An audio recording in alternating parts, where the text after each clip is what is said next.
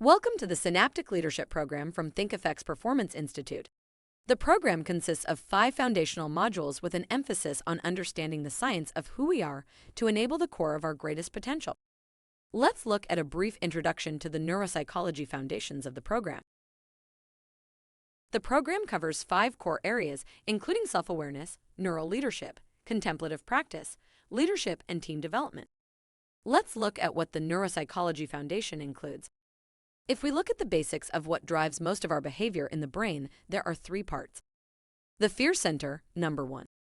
The habit center, number 2. And the thinking center, number 3. The fear center in number 1 is a basic and intense primal fear center that has kept us alive since prehistoric times. Think running away from dinosaurs. In modern times, it is more often about psychological fears, such as speaking in public or comparing the size of your house with your neighbor. The fears have changed, but the neurological response has not, and often the fears are intense and irrational, keeping us from making decisions to support what we want to achieve. The habit center in number 2 is intended to turn things into an automatic habit as quickly as possible to make things routine and allow us to conserve mental resource and energy. Although valuable for our survival, this routine-making machine will cause us to skip further thinking and hold on tight to existing routines, whether they are useful or not. Extremely valuable when avoiding the waste of mental energy thinking about the thousands of possible combinations for dressing yourself in the morning. An example of the power of the habit center can be found at home if you decide to move the cutlery drawer.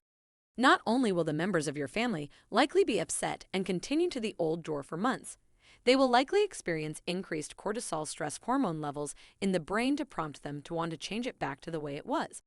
A great example of why it is so hard for people to accept change. The thinking center in number 3 is the most advanced part of the brain that only humans possess. This allows us to reason and think and generally process the impulses and signals that come from the fear and habit centers in 1 and 2. Although powerful and advanced, the thinking center is subject to considerable distortion as the brain has given us almost 200 internal cognitive biases that will often support the habit and fear centers. This can sometimes create an over-reliance on our thinking and accepting our first thought as reality, when often our first thought is a result of bias and the influence of the often irrational fear and habit centers. This over-reliance on our thoughts and the concept of thinking as a false prophet is challenging for people to understand, and this is where our great opportunity lies. We experience a continual internal conflict between the thinking or slow side of the brain versus the impulse or fast side of the brain, which creates challenges for us to be deliberate in taking the actions and forming the behaviors we require to have the life we want, instead of simply the survival our biology imposes on us. So now that we see some of the challenges in understanding ourselves and others, and taking the action to achieve what we intend, where do we go from here? What if we told you there was a 4th possibility, and that possibility was simply called awareness? Considerable research has been done on achieving a state of increased consciousness and a balcony view of how we think, process, and feel that gives us deeper insight into reality. This increased awareness can be developed through mindfulness training, which is defined simply as practicing being aware of sensing and feeling without passing judgment. For some, the thought of mindfulness conjures notions of discomfort with connections to religions, spirituality, and the unknown. In fact, mindfulness training has been increasingly recognized as a staple of high performance for athletes and corporate settings. It has been shown in considerable research that mindfulness practice actually changes the physical structure of the brain and softens the fear response of the amygdala, reduces anxiety, and generally creates more calm and ability to view situations more clearly.